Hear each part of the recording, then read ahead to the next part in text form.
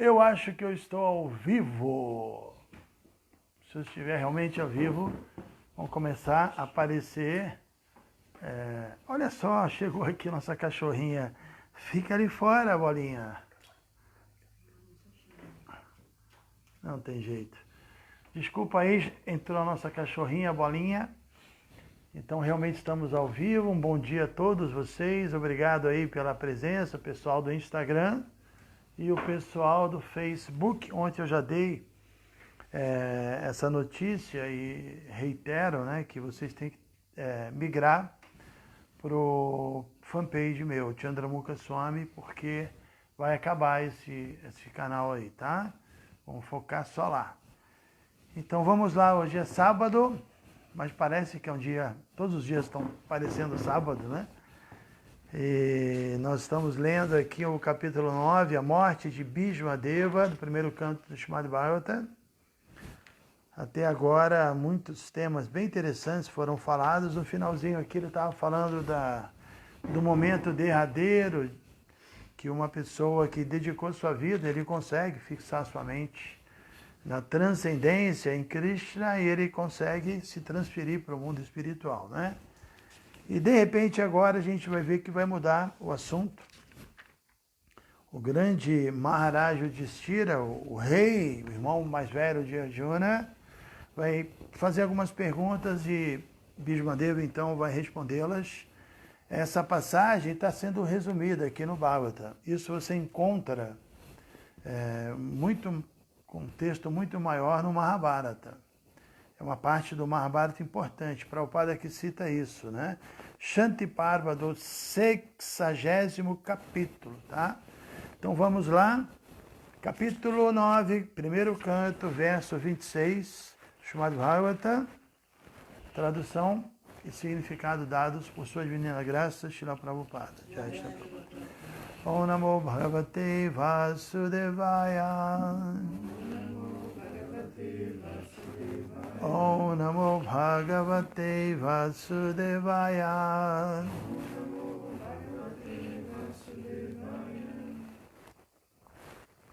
Om Namo Bhagavate Vasudevaya.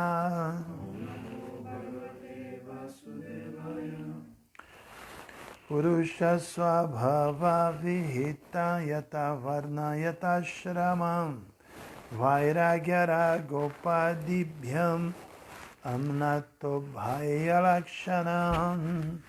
Purusha, o ser humano, Swabhava, por suas próprias qualidades adquiridas, Vihitam, prescritas, Yatha, de acordo com Varna, classificação de castas, Yatha, de acordo com Ashama, ordens de vida, Vairagya, desapego, Raga, apego, Upadibhya. Dentre essas designações, Anatta, sistematicamente, Ubhaya, ambos, Lakshana, sintomas. Então vamos aqui à tradução, repitam também, por favor. Diante da pergunta de Maharaja Yudhishthira, Bhishmadeva primeiramente definiu todas as classificações de castas e ordens de vida em função das qualificações individuais. Depois ele descreveu sistematicamente, em duas partes, a neutralização através do desapego e a interação através do apego. Vou repetir. Diante da pergunta de Maharaja Yudhishthira, Bhishmadeva primeiramente definiu todas as classificações de castas e ordens de vida em função das qualificações individuais, né? Então aqui a gente está vendo aqui que essa divisão que existe na sociedade, ela não é uma coisa artificial. Pelo menos a ideia original não é essa. Ela é baseada nas qualificações individuais. Hoje em dia, a gente vê que as pessoas querem nivelar tudo como se todos fossem iguais. materialmente falando, mas isso não acontece, né? Todos nós já nascemos com um determinado nível de consciência e temos definitivamente qualificações diferentes e por isso algumas pessoas assumem a posição de cabeça da sociedade, que são os brahmanas, outros assumem a posição de administradores, de líderes, são os kshatriyas, que são os braços da sociedade, outros são o estômago da sociedade, a classe produtiva, né? São os vaixas, os comerciantes, os produtores, e finalmente tem a classe que auxilia as outras classes, que são os shudras, como se fossem as pernas da sociedade. Isso do ponto de vista de natureza de trabalho, né? Agora tem também as ordens espirituais, que também obedecem essa mesma regra. Existem os sannyasis, que são a cabeça da sociedade, existe o vanaprastha, que são os braços da sociedade, o sannyasa é a ordem renunciada, o vanaprastha é a ordem do desapego. Existem os grihastas, os chefes de família que correspondem ao estômago da sociedade. E, finalmente, os brahmacharis, que são os estudantes, são mais jovens, são as pernas da sociedade, né? Eu falei muito sobre isso, expliquei, acho que tentei explicar da melhor maneira possível no último livro meu, Segredos do Amor a Deus, que tem o diálogo entre Chaitanya Mahaprabhu e Ramananda Rai. Chaitanya pergunta para ele qual é a meta da vida e pede para ele citar versos que descrevem a meta da vida, e esse grande devoto Ramananda Rai começou a falar dessa divisão, né? Que a meta da vida é dividir a sociedade de forma que todos possam progredir dentro da sua condição, e como o Prabhupada vai usar aqui o termo que eu achei muito bom, né? Acelerar o seu avanço, né? Se você se situa bem na sua posição, compreende a sua natureza, segue a sua natureza e, obviamente, paralelo a isso, cultivando vida espiritual, servindo a Deus, isso vai acelerar o seu avanço espiritual. O Prabhupada fala sobre isso, né? Então aqui a gente está vendo que Bhismadeva começa também falando disso, ele começa a explicar essas 4 ordens espirituais e sociais. E tudo isso baseado em qualificações individuais.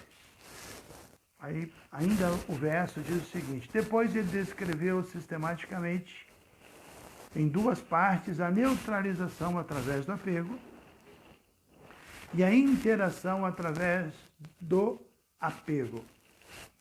Não sei exatamente, só lendo o significado de Prabhupada que eu vou entender esse ponto, mas eu acho que ele quer dizer que através do desapego a gente fica numa condição neutra, né? não sofre as reações kármicas, e quando você interage com esse mundo de forma apegada, você se prende a ele, você se enreda, né?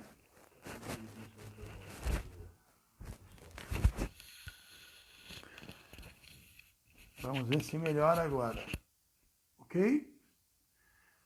Significado dado por sua divina graça, Srila Prabhupada. O significado é grande, provavelmente eu não lerei todo ele.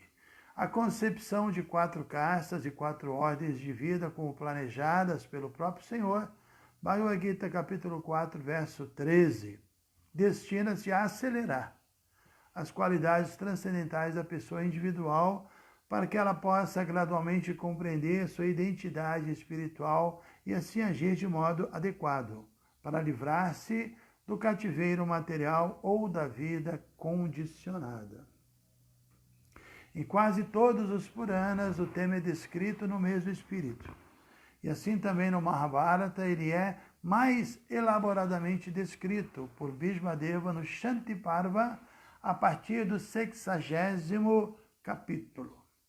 O Varnashram Dharma, que é esse sistema que divide a sociedade em 4 ordens e 4 castas, né? É prescrito para o ser humano civilizado simplesmente como meio para treiná-lo, a que termine exitosamente a vida humana. A autorrealização se distingue da vida dos animais inferiores, ocupados em comer, dormir, temer e acasalar-se. Bhismadeva aconselhou para todos os seres humanos 9 qualificações. Hoje eu fiz um post falando sobre isso, né? que a gente ia tratar dessas qualidades. Eu achei muito interessante aqui. Eu comecei a ler o significado e parei por aqui, que eu achei muito importante. Assim, algo muito prático e algo muito interessante para a gente discutir, né? Então vamos repetir aqui. Bhishmadeva aconselhou para todos os seres humanos 9 qualificações. Então vamos repetir comigo, ok? Primeira, não ficar irado. Não ficar irado. Segunda, não mentir. Não mentir. Terceira, distribuir a riqueza igualmente. Distribuir a riqueza igualmente. Quarta, perdoar. Perdoar. Quinta, gerar filhos apenas com sua esposa legítima. Gerar filhos apenas com sua esposa legítima. Sexto, ser puro na mente Ser puro na mente. e assiado no corpo. E aseado no corpo. Sétima, não ser hostil com ninguém. Não ser hostil com ninguém. Oitava, ser simples. Ser simples. Nona, manter sempre seus servos ou subordinados. Manter sempre seus servos ou subordinados. Então vou repetir, não ficar irado, não mentir, distribuir a riqueza igualmente, perdoar, gerar filhos apenas com sua esposa legítima, ser puro na mente, assiado no corpo, não ser hostil com ninguém, ser simples. E manter sempre seus servos ou subordinados, né? Então, como foi dito aqui, a primeira coisa que Bhishmadeva explicou foi o Varnashra. Depois ele entrou nesse tema. E é interessante, né? A gente fazer uma ligação de uma coisa com a outra, porque essas qualidades definitivamente todos nós temos que desenvolver. Mas dependendo da posição da pessoa, se ele é um brahmana, se ele é um kshatriya, se ele é um brahmachari, se ele é um sannyasi, ele vai manifestar algumas dessas qualidades, se exige algumas dessas qualidades mais do que as outras, não é? Todo mundo é a mesma coisa, são pessoas diferentes, com condições diferentes, né? Então eu vou falar uma por uma, mas vou terminar de ler aqui uma parte. Uma pessoa não pode ser chamada de civilizada sem adquirir as qualidades preliminares acima mencionadas. Além dessas qualidades, os brahmanas, homens inteligentes, os homens administrativos, a comunidade mercantil e a classe trabalhadora devem adquirir qualidades especiais de acordo com os deveres ocupacionais mencionados em todas as escrituras védicas. Para os homens inteligentes, controlar os sentidos é a qualificação mais essencial. Nisto se baseia toda a moralidade. E por aí vai, com certeza tem pontos muito importantes que o Prabhupada aqui aborda, mas vamos voltar aqui as 9 qualificações. A primeira delas, que Bhishmadeva fala, é que nós devemos aprender a não ficarmos irados. Semana passada a gente leu, me parece que era o verso 62 do capítulo 2, que Krishna fala sobre a ira, né, que é Krodha, que ele diz, Dhyayato Vishayam Punsa Sangas Tejupa Jayate.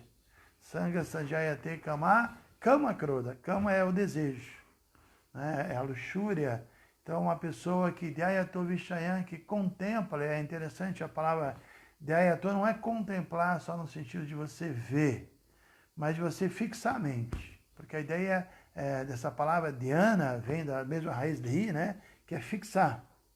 Assim como samadhi é fixar-se no nível sama, que é o equilíbrio completo. Então, dhyayato não significa só olhar para uma coisa, mas fixar a mente, né? Se deter naquela coisa.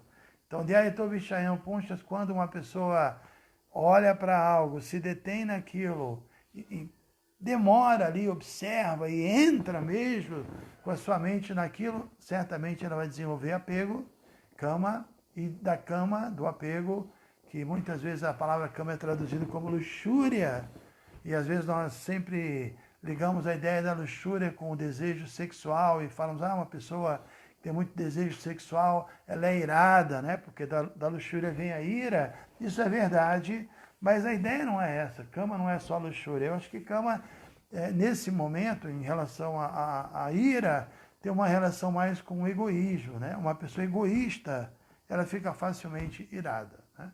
Porque às vezes você pode até encontrar uma pessoa luxuriosa que não é tão egoísta assim, né?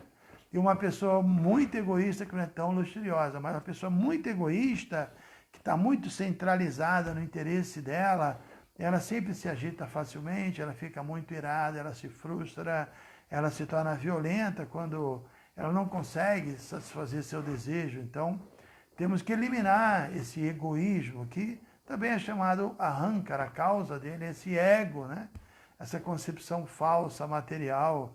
Aham significa eu e cara significa faço, ou seja, que eu controlo e eu desfruto, e eu sou o Senhor. Então esse eu é algo muito complexo que tem que ser eliminado. Então a primeira coisa, quando o Bismarck fala que nós não podemos ficar irado, quem quiser se livrar da ira tem que se livrar primeiro dos desejos materiais, do egoísmo, né? Naturalmente podemos observar que pessoas egoístas são pessoas iradas. E pessoas que são desprendidas, que não são egoístas, não ficam irados, são mais tranquilos, relevam, não se agitam facilmente. Então esse é o primeiro ponto. Vão ter as perguntas depois, já sei, né?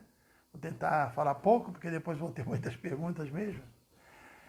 Segundo item é não mentir, né? Que é uma observância importante, que a Gita fala muito disso, que é satya, que é a veracidade. Mas às vezes a gente entende isso de uma forma assim, diríamos, superficial, mundana, que a pessoa não pode mentir em nenhum tema ou temas mundanos, mas a ideia de satya é você repetir o conhecimento védico, é você agir e falar, praticar a austeridade da fala, de emitir opiniões abalizadas pela literatura védica. Isso é não mentir, né? Presta atenção aqui, deixa um pouquinho ali. Isso é não mentir, porque se a gente está expressando nossa opinião, nosso achismo, se a gente cria a nossa filosofia, isso é assátya, né? Isso aí é inútil, isso é inverdade, isso não é veraz. Então a veracidade não é só não mentir, eu fiz isso sim, essa coisa de simplesmente ser no campo material sincero, né? Como dizem hoje em dia os sincerões, né? Que falam a verdade, mas esse tipo de sincerão não funciona. Porque o que o Bhagavad Gita diz é que tudo bem, você tem que falar a verdade, mas a verdade tem que ser benéfica, tem que ser falado de uma forma agradável. Então falar algo que é verdade, que vai prejudicar os outros, que vai agitar, que vai ofender os outros, que não vai beneficiar, então é melhor não falar.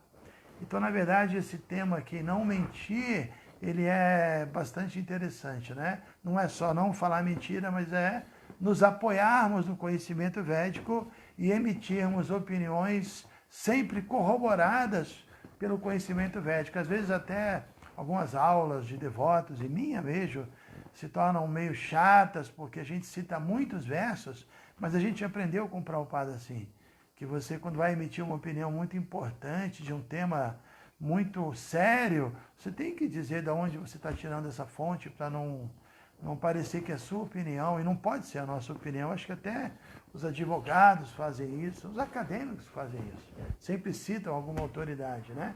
Só que geralmente as autoridades materiais também são falíveis. Quando nós citamos os Shastras, as escrituras védicas, esse conhecimento é infalível, é diferente, né? Então, não mentir, Satya, é muito mais do que não falar mentira, emitir opiniões baseadas nos Shastras. Depois, o item 3 é distribuir a riqueza igualmente. Distribuir a riqueza igualmente. Isso significa, evidentemente, distribuir a riqueza igualmente. Mas se eu entrar muito nesse tema, acho que vou polemizar, porque aí o pessoal aí mais politizado vai começar a se manifestar, né? Então, como eu disse no início, certas qualidades você vai encontrar mais no Brahmana e outras no Kshatriya. Então, essas qualidades estão mais ligadas ao Kshatriya e ao Vaishya. O Kshatriya é o governante e o Vaishya é o produtor, é o comerciante, lida muito com riqueza. Então, eles precisam desenvolver essa visão equânime na distribuição da riqueza, né? Também o Brahmana, no sentido, ele é um professor, ele é uma pessoa que tem com a função de distribuir o conhecimento espiritual, ele tem que ser equânime, ele tem que simplesmente tentar iluminar todo mundo sem interesses pessoais. Então aqui esse é o terceiro ponto, que é distribuir a riqueza igualmente. O quarto ponto é perdoar. Isso é uma qualidade muito forte no Brahmana. Às vezes um kshatriya não perdoa. É difícil o kshatriya perdoar, né? Ele realmente sempre vai querer dar o troco. Os guerreiros são assim. Mas a Bhagavad Gita, no capítulo 18, descreve as qualidades dos brahmanas, e uma delas é essa, chama-se kshanti, né? Que é essa natureza indulgente de perdoar, de não guardar rancor. Chama o Dhamma Tapashotyam kshanti, né? Que é você nunca se sentir ofendido, pelo contrário, você achar que uma pessoa que está te ofendendo poderia e deveria te ofender mais, porque você realmente reconhece seus defeitos, né? Então, um Brahmana perdoa, os outros não vão perdoar tanto. O item 5, gerar filhos apenas com sua esposa legítima. Isso também é mais para os grihastas, né, os chefes de família. A ideia de você ser uma pessoa casta, de você ser fiel, evidentemente, é importante. Mas na cultura védica, pelo menos de outras eras, o kshatriya ele tinha mais de uma esposa e gerava filhos com mais de uma esposa, só que eram esposas mesmo. O item 6 é ser puro na mente. Isso é muito importante. Prabhupada, quando eu li aqui, depois eu continuei a ler, ele fala da importância da austeridade, do controle dos sentidos, que isso é a qualificação primeira de um homem inteligente, né? E para isso ele tem que ser puro na mente. Ninguém controla os sentidos se sua mente está cheio de informações mundanas. Então, quando as informações entram na nossa mente e se alojam, você não consegue mais controlar seus sentidos. Aquilo, ela vai produzir um efeito, ela vai processar ali dentro e nós vamos manifestar vários desejos. Então, o controle dos sentidos e a pureza da mente estão interligados. E sempre, né, quando esse tema vem à tona, a gente fala do cantar, porque é o que Chaitanya Mahaprabhu fala, Chittadhat Paramarjana, que o cantar ele é como você limpar o espelho empoeirado da mente. A mente produz desejos, né? Então, quando a mente está empoeirada, ela produz desejos impuros. Mas quando nós cantamos constantemente o Santo Nome, elimina aquela poeira e nós manifestamos desejos puros. Então, o item 6 é ser puro na mente e, ao mesmo tempo, asseado no corpo, nos banharmos, nos alimentarmos bem, cuidar do nosso asseio físico. O item 7 é não ser hostil. Isso também é uma qualidade de um devoto. O devoto é Suridan Salabhutanã, ele é um bem-querente de todo mundo. E eu fico assim, muito assim, chocado de ver que esse é um tema tão repetido na Gita, no Srimad Bhagavatam, e a gente vê devotos ainda assim, né, muito hostis contra os políticos e governantes. A gente sabe que eles não são pessoas assim confiáveis, mas assim, manifestar isso está fora das escrituras, e aqui mesmo a gente está lendo isso, né? Essa hostilidade, desejar o mal para alguém, mesmo que essa pessoa esteja criando uma condição inauspiciosa para o nosso país, a gente não deve desejar o mal, pelo contrário, né? Devemos desejar que tudo dê certo, né? O item 8 é ser simples, né? Como é bom quando a gente conhece uma pessoa que é simples, né? E que é inteligente ao mesmo tempo, e que uma pessoa simples, que não complica, que não articula, que não tem duplicidade, né? Uma pessoa ali transparente, uma pessoa com pureza, uma pessoa simples, isso é muito bom. A simplicidade é uma austeridade da mente. Inclusive isso é explicado no capítulo 17, que uma das austeridades da mente é exatamente essa, você ser simples de pensamento. E quando o Prabhupada diz, cante Hare Krishna, seja feliz, né, eu acho que é isso, né? Buscar a felicidade no canto do Mahamantra. Isso é muito simples. Krishna é a fonte de tudo. Então, uma forma de entender essa frase, cante Hare Krishna, seja feliz, é tentar buscar, ou melhor, buscar a felicidade e tentar ser feliz de uma forma simples, né? Confiando na proteção divina e sem complicar o conhecimento, a filosofia, o processo. Ele é muito perfeito e a gente deve aceitá-lo sem alterá-lo, né? Isso é ser simples, né? Como o Prabhupada dá o exemplo que você colocar um na frente do zero. É simples, né? Complicado é você acumular muito zero, né? Trabalhar, ambicionar realizações mundanas e gastar energia para conseguir coisas materiais, aí você acumula um zero, e de novo outro zero, e fica querendo articular, e querendo manipular, e um monte de zero. Melhor abandonar todos esses zeros, ou ficar com um zerinho só e colocar um na frente. Isso é muito mais simples. Então, ser simples significa buscar soluções materiais. Não ficar se complicando com esse mundo que é cheio de armadilhas, né? E é isso.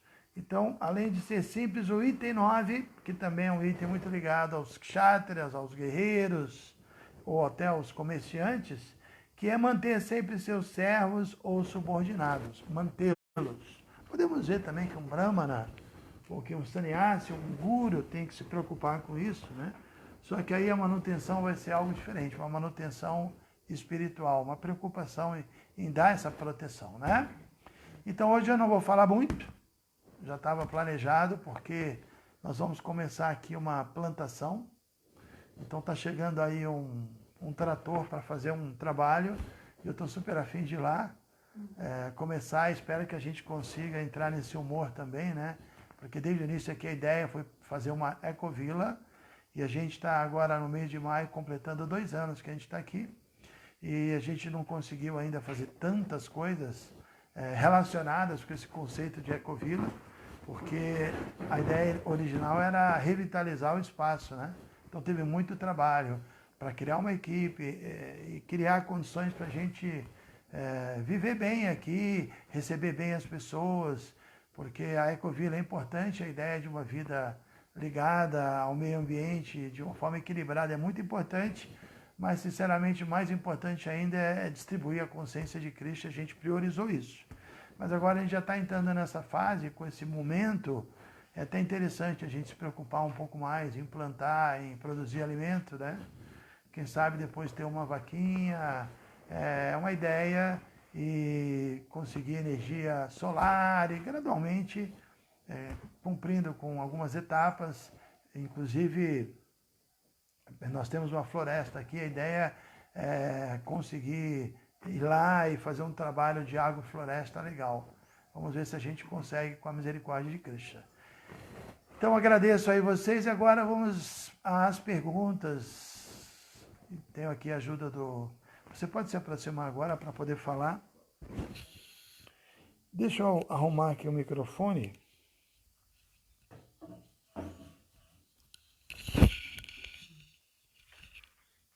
Eu não gosto de botar ele aqui, mas acho que é a melhor maneira. Acho que é a maneira que melhor funciona. Uma pergunta do Bhakta Estevam Tossetor. Maharaj, dentre as qualidades citadas estão não se irar e não ser hostil.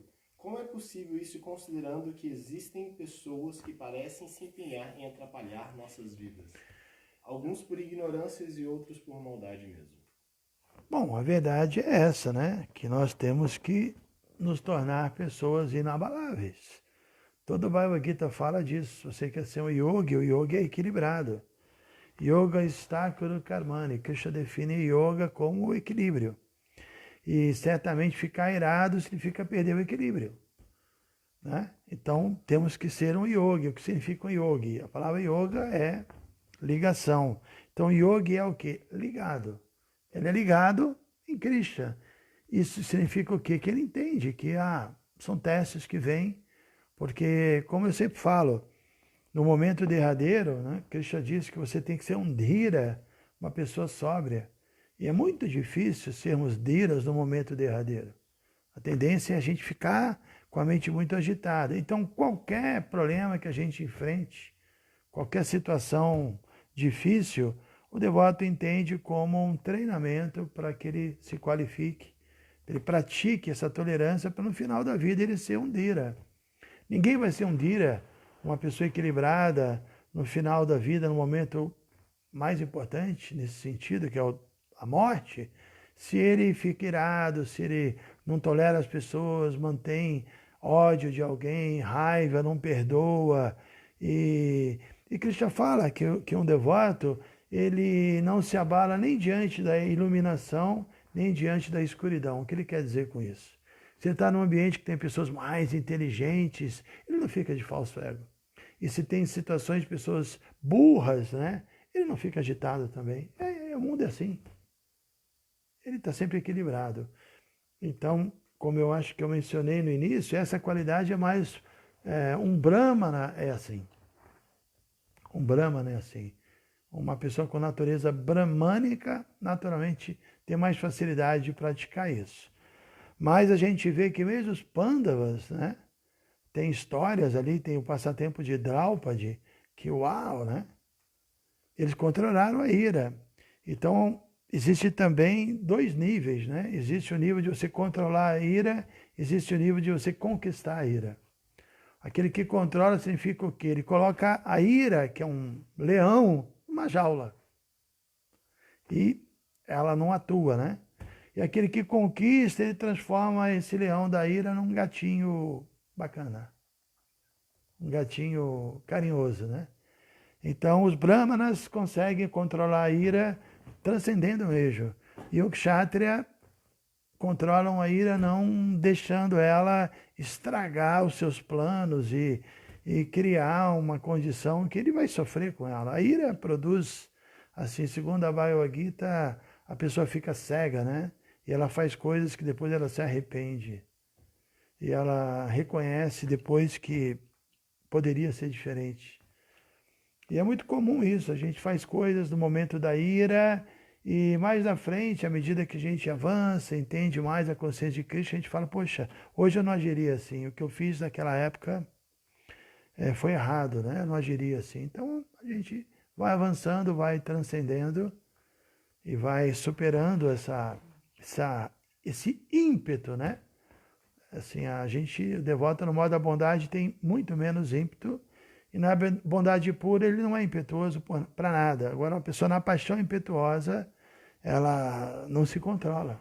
A paixão é que produz essa impetuosidade. Então temos que cultivar o modo da bondade. Bondade como estilo de vida. Outra pergunta da Ana Batista. Oi, Ana Batista. Você tem uma pergunta lá de Friburgo. Tudo bem? Maharaj, praticar a humildade ajuda a eliminar a ira e a hostilidade? Quando canto Hare Krishna, peço a Krishna para me ajudar a eliminar todos os anartas do meu coração. Anartas, os maus hábitos, né? Isso. Durante essa quarentena, eles, ira, etc., não têm se manifestado. Estamos em casa em harmonia, suas lives estão produzindo efeitos maravilhosos no coração. É a filosofia, né, de Prabhupada, produz efeitos maravilhosos em nossos corações. É isso mesmo, né? Humildade, eu acho que é humildade mesmo. A humildade é importante. Quando o Chaitanya Mahaprabhu fala sobre o cantar, ele fala isso, que a gente tem que ser tolerante como uma árvore, humilde, né? Como uma folha de grama. Então, a folha de grama, se você pisar nela, ela não vai ficar irada, né? Ela vai continuar tranquila, né? Então, essa é a ideia. E entender que faz parte, né? Inclusive, eu já plantei grama na minha vida, muita grama. E para quem nunca plantou grama, esse exemplo não é tão bom. Porque a grama é o seguinte, você coloca ela na terra, depois você tem que molhar ela e tem que socar. Quanto mais você soca a grama, melhor mais ela pega, né? Ela vai aderir melhor. Então, imagina, né? Grama é um negócio que você tem que seguir os passos da grama, você tem que aceitar algumas austeridades. Devoto que não quer ser austero, que não quer ser humilde, que não quer tolerar, é complicado, né? Ele não quer ser devoto, né? Porque o devoto é isso, né? Ele tem essas qualidades, né? Então é isso mesmo, Ana Batista, humildade. Humildade é inteligência, né? Arnaldo Couto, do Instagram. Pode isso, Arnaldo. Arnaldo, esposo da Elissa, o papai do ano. Aí ele pergunta, Maharaj, a mente é apenas desta vida, assim como o corpo? O que levamos para outras vidas? Boa pergunta. Krishna fala no Bhagavad Gita que assim como o vento carrega os aromas, que a alma abandona esse corpo grosseiro, mas a mente vai com ela e carrega toda a experiência que ela teve, inclusive seus maus hábitos, suas qualidades também. Então a mente é a mesma. A mente não é trocada vida após vida. Isso aqui é o problema, né? Só o corpo grosseiro que é trocado. Então a gente tem coisas, por exemplo, você tem medos que você não sabe por quê. Eu sempre me lembro de uma devota que tinha um esposo, com todo respeito, terrível. Uma pessoa pesada, né? E ele era muito tolerante, né? E ela exercitava essa tolerância de uma tal maneira que, com certeza, nessa vida ela já desenvolveu um estado de consciência avançado, mas numa próxima vida essa pessoa vai ser uma pessoa santa, né? Ela está exercitando, é o exercício da tolerância, o exercício da humildade. Então, nessa vida a gente está exercitando e a gente está moldando a nossa mentalidade. Por isso que a austeridade é uma qualidade que abrange todas as outras, porque austeridade significa que sem austeridade você não tolera, você não desenvolve humildade, você não é paciente, Então a austeridade segundo o Srimad Bhagavatam, no segundo canto, Krishna fala para Brahma que ele tinha que executar tapas, austeridade, penitência, e depois ele fala que essa é a joia, é o tesouro da vida espiritual. É a coisa mais importante. A pessoa ser austera, ela ser firme, né?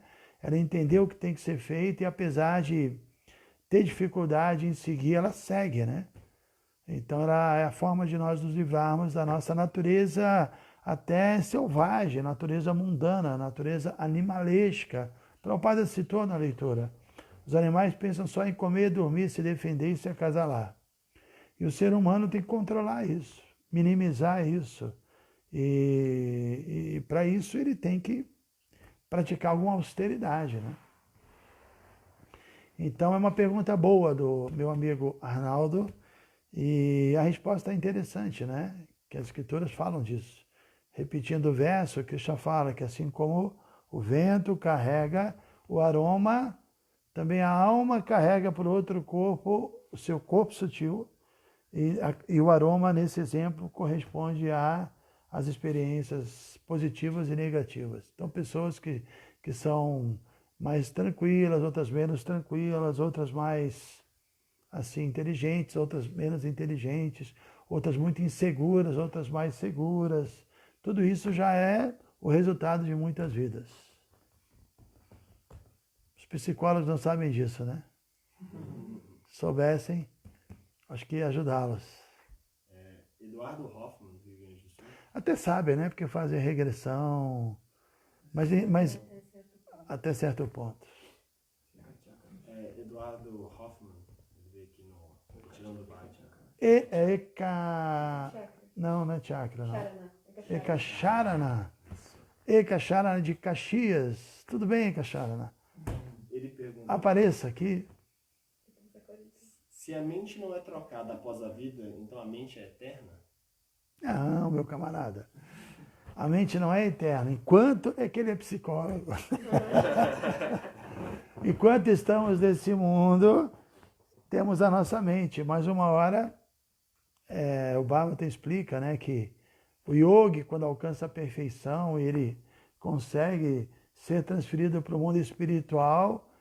Os 8 elementos que fazem parte desse corpo, terra, água, fogo, ar, éter, mente, inteligência e ego, eles se dissolvem e se fundem à totalidade dos elementos. Eles voltam para... Interessante, né? O Bhagavatam explica tudo, né? Muito interessante, né? Quando ele alcança a perfeição, aí os elementos voltam para casa, né? Então a mente acompanha a gente até o final. Por isso que Krishna fala que a mente tem que se tornar uma amiga, tem que se tornar Hare Krishna, né? A mente tem que virar Hare Krishna. Sônia Wilde. pergunta bem, na verdade eu tive um comentário, mas eu acho que deveria ter sido uma pergunta. Oi, Sônia. Temos um comentário da Sônia, não é uma pergunta. Ela falou, mas se trata do perdão nos diferentes modos, ignorância, paixão e bondade. Você poderia falar? É interessante, né? Perdão no modo da ignorância, perdão no modo da paixão e perdão no modo da bondade. Uma ótima colocação, né? Vamos tentar. Eu tenho que pensar com mais calma. Acho que isso merece uma reflexão, né? Mas podemos dizer que o perdão no modo da bondade, você perdoa, você deleta, você zera, você não guarda nada e você... Inclusive, eu acho que mais do que isso, o perdão no modo da bondade, a pessoa nem se sente ofendida, né? A pessoa no modo da bondade, ela é transcendental.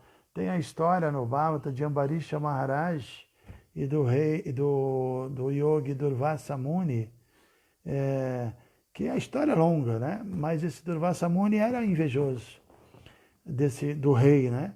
E ele quis aprontar com o rei. Ele tinha muitos discípulos e ele marcou de tomar praçada lá com o rei, só que o rei estava fazendo o jejum e tinha o momento certo de quebrar o jejum, e o Durvasa Muni sabia que ele tinha que quebrar aquele jejum e atrasou. Teve um passatempo, ele ficou lá no rio com os discípulos e tal, e quando ele chegou, ele percebeu que o rei já tinha quebrado o jejum. Isso era antiético, né? Porque tinha que esperar a visita. E aí teve vários detalhes no passatempo e ele ofende esse grande Maharaj, e Maharaj não aceitou que era uma ofensa. E a história é longa, eu até me embaralhei um pouco a história, mas ela é longa. Eu sei que a Sudarshan Chakra, que é uma arma de Krishna, perseguiu esse yogi, né? Porque ficou irado, porque ele ofendeu um devoto puro de Krishna. E esse yogi era tão poderoso que ele conseguiu viajar por vários planetas e a arma atrás. Ele tomou abrigo do seu Brahma falou que não podia fazer nada. Tomou abrigo do seu Shiva falou que não podia fazer nada. Ele foi diretamente em Vishnu. A arma é uma arma de Vishnu, né? Que sai do dedo de Vishnu. E ele falou, bom, Vishnu vai me salvar. E caiu aos pés de Vishnu e pediu para parar com a arma. Até Vishnu falou, olha, ela tem vontade própria, eu não posso fazer nada, você tem que ir lá pedir desculpas para o devoto que você ofendeu, que é, no caso, Ambarisha Maharaj. Eu mesmo não posso fazer nada. E aí, então, ele voltou e pediu, né, desculpas, e já tinha se passado um bom tempo nessa viagem toda, né? E quando ele chegou lá, ele viu que o Ambarisha Maharaj ainda estava jejuando, esperando ele, né? E por muito tempo, fazendo uma super austeridade. E ele falou, não, você não me ofendeu nada, pelo contrário, né? E foi muito humilde e não aceitou ofensa. Então, acho que primeiro que um devoto realmente puro, no mais elevado calibre, ele nem se sente ofendido mesmo. Realmente... inclusive é explicado que a ira, ou até você ficar chateado com alguém, tem também um momento certo, que é você ficar irado, chateado com alguém pelo que ele fez com outras pessoas, não consigo mesmo. Consigo mesmo você tem que transcender. Então vamos dizer que a primeira classe de perdão é você nem se sentir ofendido, né? E depois também existe esse perdão, no modo da bondade, que ainda é uma bondade talvez não tão assim elevada, que você realmente perdoa, zera, nunca mais lembra, esquece. E às vezes acontece isso, né? Pessoas falam, lembra daquilo? Eu falo, nem lembro. Passou, você não lembrasse, eu nem lembrava, realmente esquece, né? No modo da paixão, eu acho que a pessoa perdoa, mas fica assim, tentando fazer essa pessoa ficar conectada com ela, no sentido de você me deve algo, eu te perdoo, mas você pisou na bola comigo, não faça isso de novo, aquela coisa típica do modo da paixão, né? E o perdão no modo da ignorância, tipo assim, eu te perdoo, mas some daqui, não apareça mais, não quero mais ver tua cara, né? Mas a gente pode depois tentar, assim, refletir mais, é interessante, porque como você bem colocou, tudo está nos três modos da natureza, né? Então isso também responde à pergunta do Estevam, que tem o perdão, né? Que tem o não irado do Brahmana e do Kshatriya. O Kshatriya, como eu disse, ele controla a ira, e o Brahmana conquista mesmo e transcende.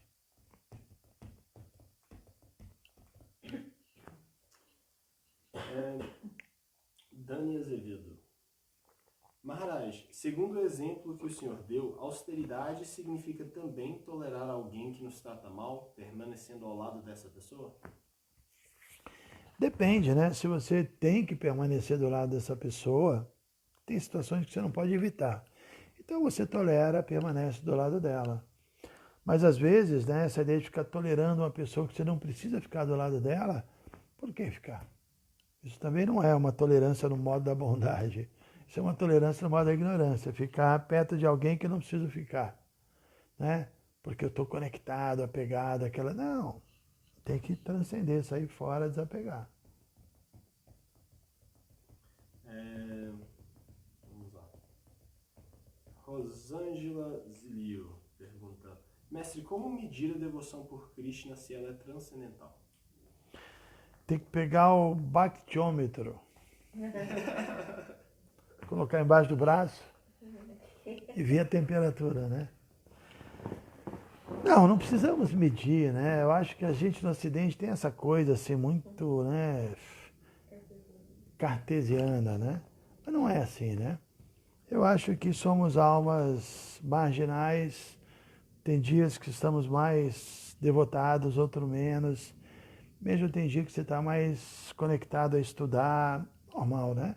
Mas eu acho que as escrituras são cheias de referências, e uma delas acho que é essa que a gente leu hoje.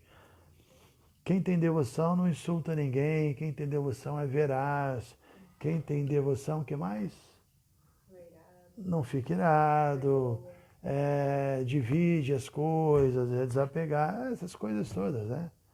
E especialmente tem um devoto, tem um capítulo muito bom, o capítulo 12 da Bhagavad Gita, que Krishna fala, né, vários versos, os últimos versos, talvez uns 10, 15, sobre o devoto que é querido por ele, sobre as qualidades do devoto que é muito querido a ele. Então, se nós estamos desenvolvendo essas qualidades, essa é a forma da gente ter a referência, né? Não que a gente queira medir certinho, mas, por exemplo, como é que você sabe que você está indo para o sul?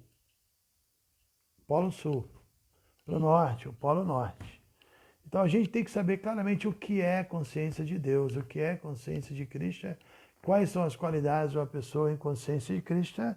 Inclusive a Arjuna pergunta no capítulo 2 quais são os sintomas e Krishna revela. E aí, conhecendo isso, a gente tenta chegar nesse nível, né?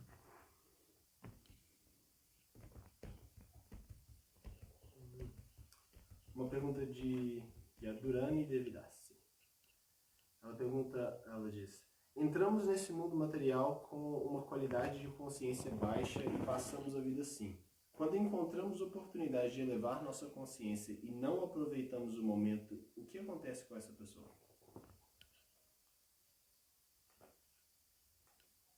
Pode repetir? Sim. Entramos nesse mundo material com uma qualidade de consciência baixa e passamos a vida assim. Quando encontramos oportunidade de elevar nossa consciência e não aproveitamos o momento, o que acontece com essa pessoa? Ela vai ficar estagnada, ela pode se degradar, né? A gente viu isso, assim, milhares de casos. Pessoas se aproximam do movimento, têm a oportunidade de iniciar uma vida auspiciosa, de entrar no barco, né, do conhecimento e avançar junto com todo mundo que está nesse barco, mas ela, por desejos materiais, pula fora do barco, né? E é o que Krishna fala, aquele que entra no barco do conhecimento, não importa se ele é inteligente, se ele não é, se ele é pecaminoso, se ele não é, se ele tem qualidade, se ele não tem, se ele tem maus hábitos, se ele não tem, não importa.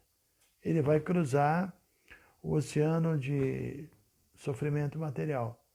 Então, por isso a gente fala sempre de estarmos associados com os devotos. Você está no barco, né? Tudo bem, temos problemas, temos dificuldades, mas se você está nesse barco, você vai conseguir avançar com todo mundo, pegar essa energia da turma e, ao mesmo tempo, esse avanço vai propiciar que você tenha força para superar suas tendências indesejáveis, né? Então, temos que aproveitar a sucessão. Essa é, assim, a coisa mais importante.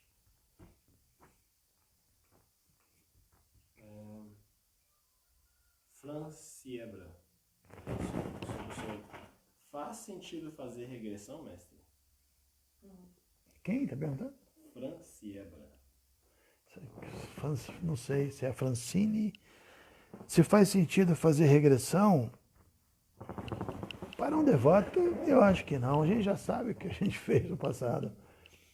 Só detalhes, a gente vai só descobrir alguns detalhes, né? Mas eu não vejo que é uma coisa tão importante. A consciência de Krishna realmente resolve, se você consegue mergulhar mesmo. Mas algumas pessoas, talvez, que não consigam entender e assim, desenvolver gosto por ler o Srimad Bhagavatam, Bhagavad Gita e cantar o Santo Nome, talvez sejam beneficiadas. Eu não diria que não. Assim como às vezes tem pessoas que tomam um chá, eu posso dizer, eu acho que o devoto não precisa disso. Está tudo nos Vedas, não tem nada mais purificante que o Mahamantra, você tem contato com as deidades, não precisa disso. Mas se alguém acha que precisa, o que eu posso fazer? Mas chega uma hora que ele vai entender que isso tudo é inútil, é desnecessário, né?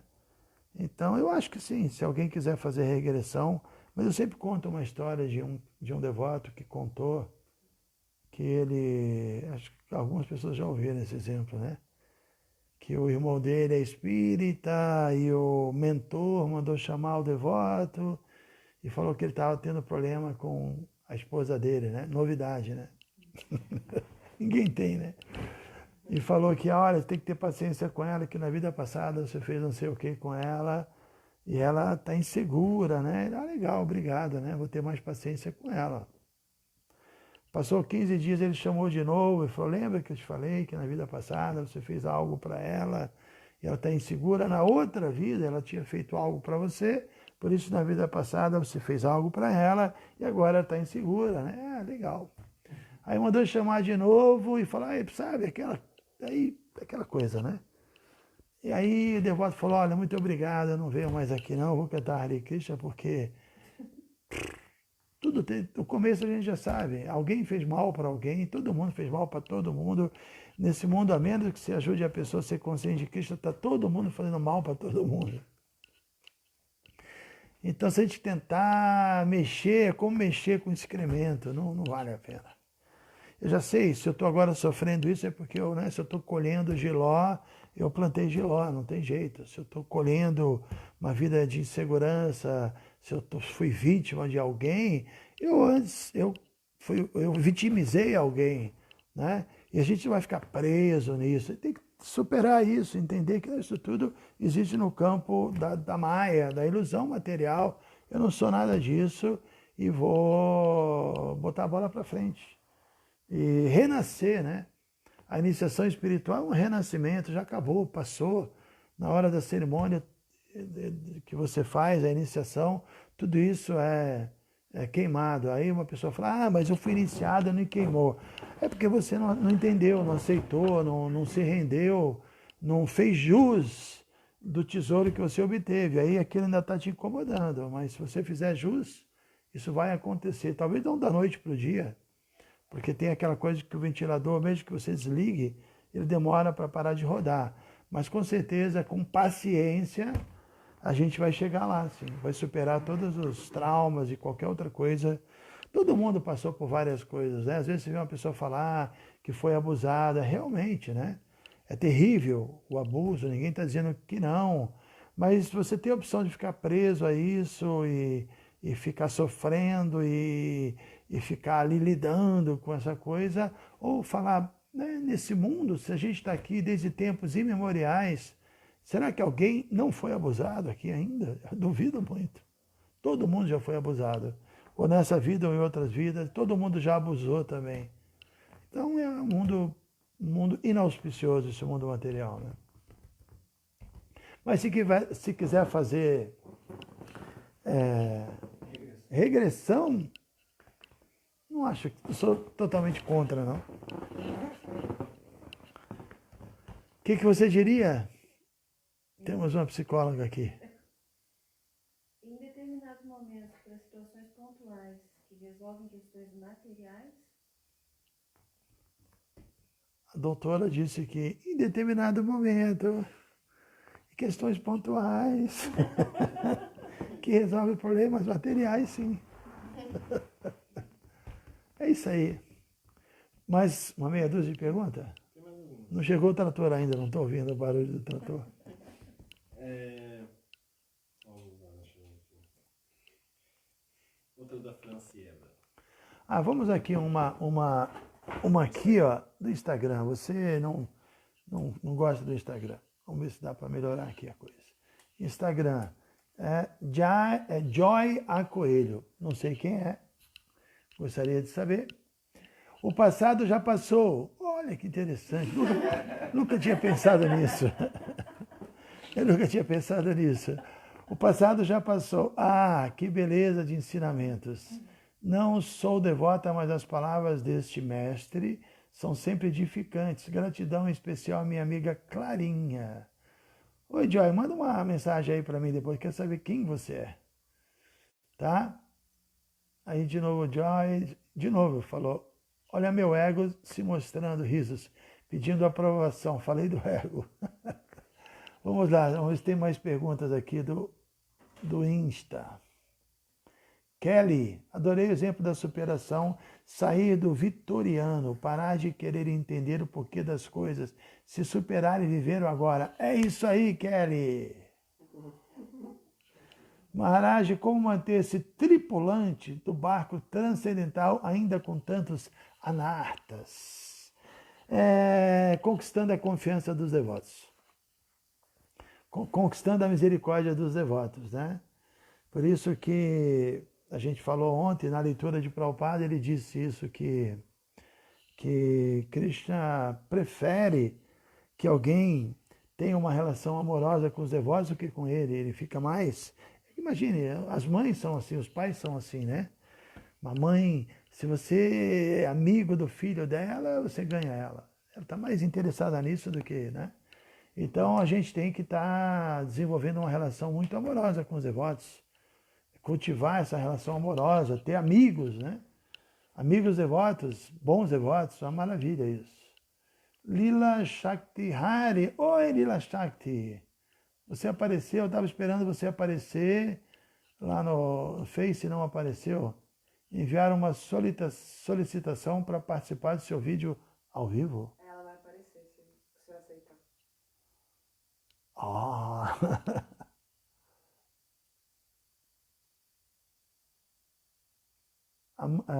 Ananda mandou um bom dia. Jagat Salgados Veg. Eu não sei quem é Jagat Salgado Veg, nem quem é Ananda. Ananda é quase Maria na consciência de Krishna. Tem muita Ananda. Vocês têm que explicar melhor. Saudades dos 15 minutos de Bhakti Yoga, é verdade. Poderia ressurgir em forma de IGTV por sua divina misericórdia. Vamos ver, vamos ver. Acho que vai ser difícil parar com esse programa agora, né? Vai acabar a quarentena e o que a gente vai fazer? Vamos ter que continuar com esse programa, né? Arnaldo, temos aqui uma pergunta. Fenacitatu. Passatempo do rei que encarnou como um elefante e foi atacado por um jacaré.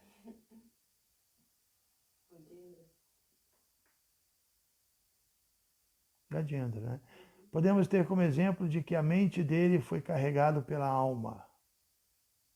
No caso dele, uma grande alma, certo? Certo. Arnaldo, pode isso, Arnaldo.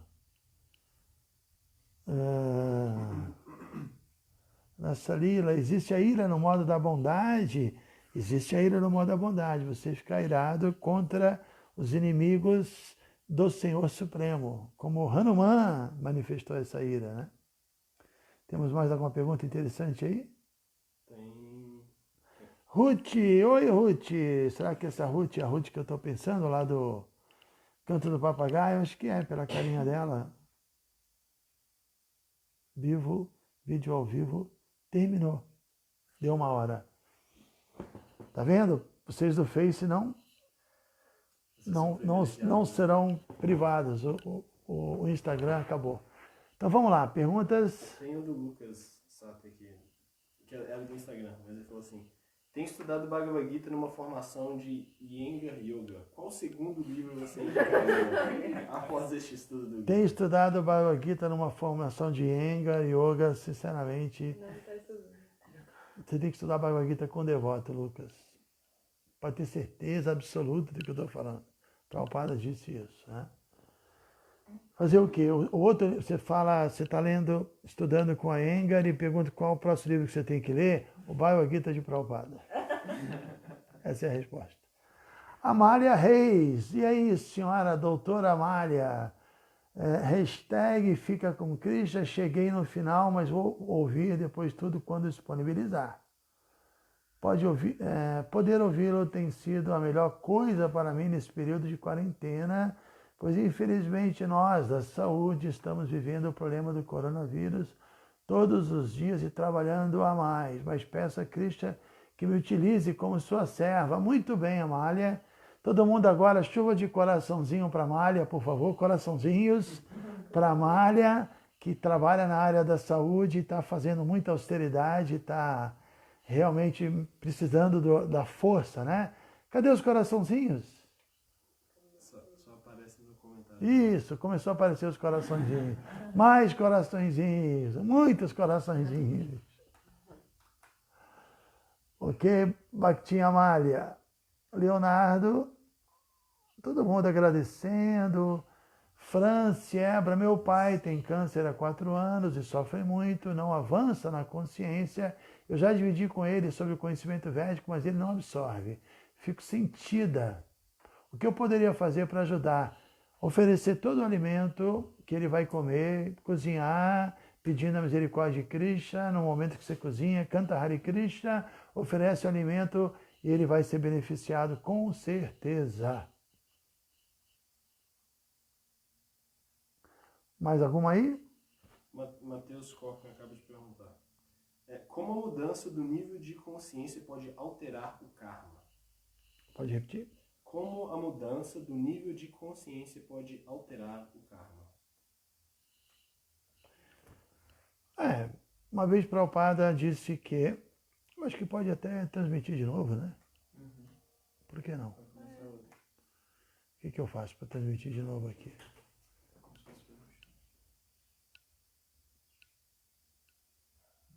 Bom, aqui, é só apertar aqui, ó.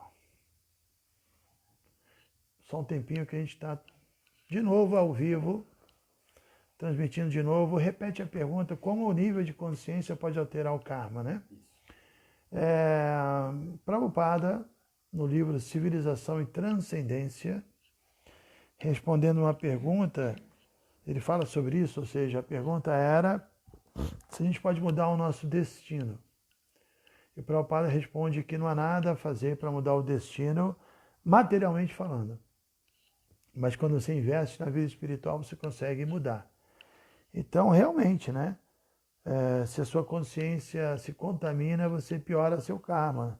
Se ela se eleva, você consegue superar. Porque a ideia que o Bhagavad Gita passa é que o conhecimento é como fogo. Assim como o fogo consome a lenha, o fogo do conhecimento transcendental, da consciência espiritual, consome o nosso karma.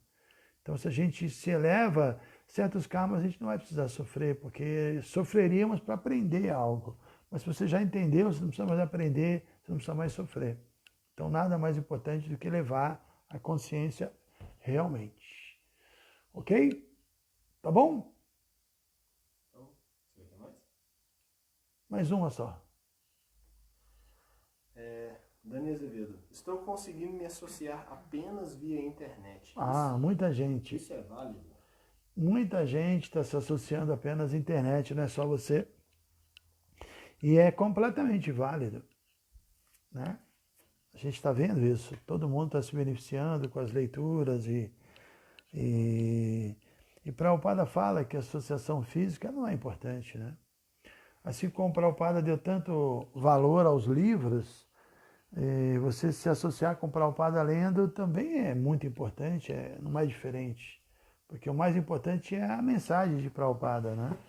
Então, acho que pela internet, se a gente está se associando com devotos que estão passando a mesma mensagem que Prabhupada, é muito valioso e é espiritual, é transcendental, com certeza.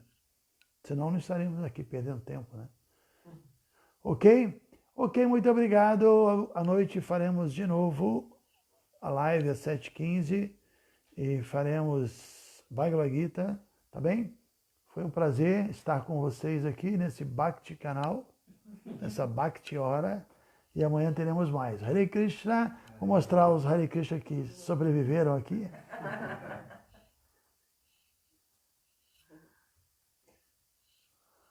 Mostrar aqui, o que eu vou mostrar aqui? Vou mostrar o...